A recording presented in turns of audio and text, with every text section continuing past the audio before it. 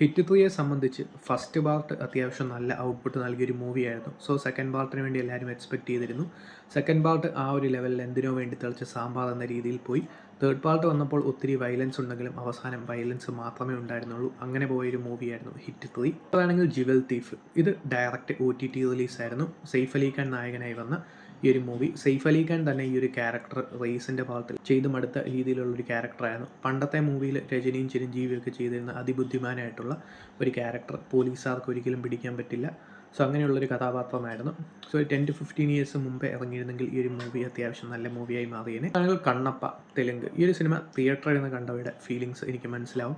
കാരണം ഞാനും തിയേറ്ററുകളിൽ നിന്നാണ് ഈ ഒരു മൂവി കണ്ടത്. ഒട്ടും വർക്കൗട്ട് ആവാത്ത നറേഷനും അതിൻ്റെ കൂടെ തന്നെ സിനിമ ഒരു 3 മണിക്കൂറിനടുത്തുണ്ട്. അത് സിനിമയുടെ ഏറ്റവും വലിയൊരു നെഗറ്റീവ് തന്നെയായിരുന്നു. ഒരു തരത്തിലുള്ള ഇമോഷണൽ കണക്ഷനും കൊണ്ടുവരാൻ പറ്റാതെ പോയൊരു മൂവി കൂടിയാണ്. അതാണെങ്കിൽ game changer, thug life, Sikandar.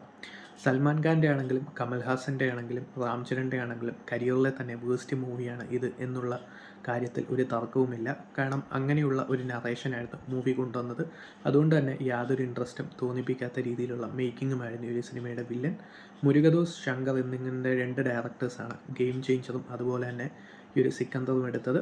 So അവരുടെ രണ്ടുപേരുടെ മേക്കിംഗ് തന്നെയായിരുന്നു സിനിമയുടെ വില്ലൻ.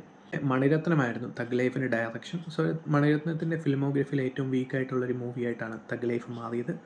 പിന്നെ പറയുന്നത് നാഥാനിയൻ, കരൺ ജോഹർ യൂണിവേഴ്സിലെ അടുത്ത മൂവിയായിരുന്നു. സ്ഥിരമായി കണ്ട ആ ഒരു ലവ് പാറ്റേൺ ഉള്ള സ്റ്റോറി മാത്രമല്ല ഈ ഒരു സിനിമയുടെ വില്ലൻ. ആക്ടിംഗ് ഡിപ്പാർട്ട്മെൻ്റ് ആണെങ്കിലും ഈ ഒരു കണ്ട സീക്വൻസസ് തന്നെ പല കരൺ ജോഹർ മൂവീസിൽ നിന്നും എടുത്ത ആ ഒരു സീക്വൻസസ് തന്നെ റിപ്പീറ്റ് അടിച്ച ഒരു മൂവിയാണ്.